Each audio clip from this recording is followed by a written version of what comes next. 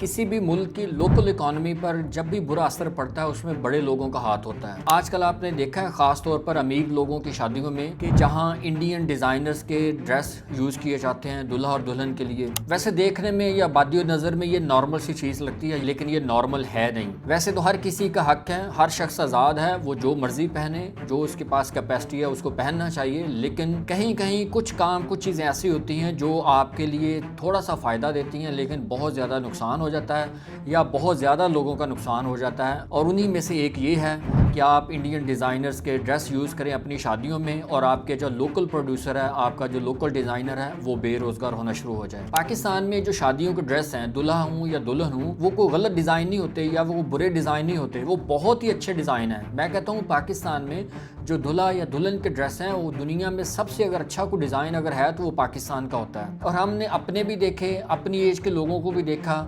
पीछे वाले भी देखे, सबकी शादियां देखी। दुल्हन का जो ड्रेस है वो हमेशा पाकिस्तान में यूनिक समझा जाता है और वो पूरी दुनिया में पसंद भी किया जाता है। लेकिन अब पता नहीं क्या ये जो हमारे अमीर ज़ादे हैं या जो बड़े हैं ये एहसास कमतरी का शिकार होते हैं। इनको क्या ऐसा हो जाता है कि ये ऐसी चीज़ें अडॉप्ट करना शुरू कर देते हैं जो इनके अपनों के लिए नुकसानदेह होती हैं और इनके लिए एक सिंबॉलिक बन जाती हैं। ये अपनी सिंबॉलिक चीज़ों को करने के लिए अपने आम लोगों का, आम वर्कर्स का बहुत ज़्यादा नुकसान कर जाते हैं। अब इनसे बंदा पूछे इंडिया का कौन सा ऐसा ड्रेस है या कौन सा ऐसा डिज़ाइन है जो पाकिस्तानी डिज़ाइनर से या पाकिस्तानी डिज़ाइन से बहुत अच्छा है। सिर्फ ये है कि दुनिया को दिखाना है कि ये हमने मुंबई से डिज़ाइन करवाया था, ये हमने दिल्ली से डिज़ाइन करवाया था, ये बंगलोर से आया है, ये 10 लाख का है, ये 20 करोड़ का है। बस ये चीज़ हमने अपने मुआशरे में लोगों को दिखानी होती है, अपने रिश्तेदारों को मरूब करने के लिए, उनको दिखाने के लिए कि हम बहुत बड़े हैं, हमारे बड़े राब्ते हैं, हमने ये ड्रेस वहाँ से मंगवाया था, हमने ये ड्रेस वहाँ से डिज़ाइन करवाया था।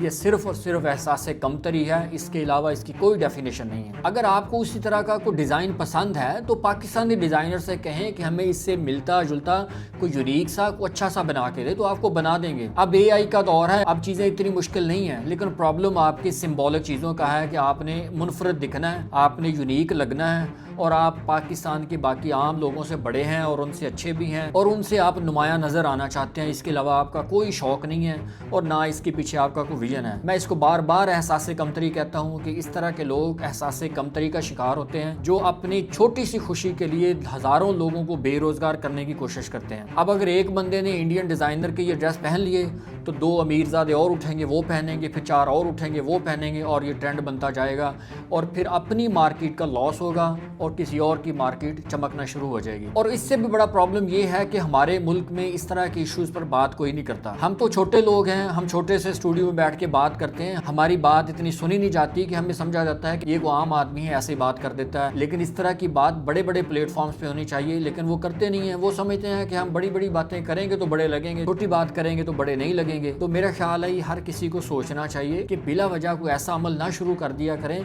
कि जिससे आपकी सिर्फ 1 घंटे की खुशी के पीछे कई लोगों की बेरोजगारी शुरू हो जाए। दुनिया में ऐसा नहीं होता। दुनिया में बहुत अच्छे ट्रेंड्स होते हैं लेकिन वो अपने ट्रेंड्स को अडॉप्ट करते हैं, अपने ट्रेंड्स चलाते हैं, अपने ट्रेंड्स को ग्लोरीफाई भी करते हैं। लेकिन मैं फिर वही बात करूंगा कि यहाँ एहसास कमतरी का शिकार लोग इस तरह के काम करते हैं जिससे वो सिर्फ नुमायां नज़र आने की कोशिश करते हैं, इसके अलावा उनके पीछे कोई विजन नहीं होता।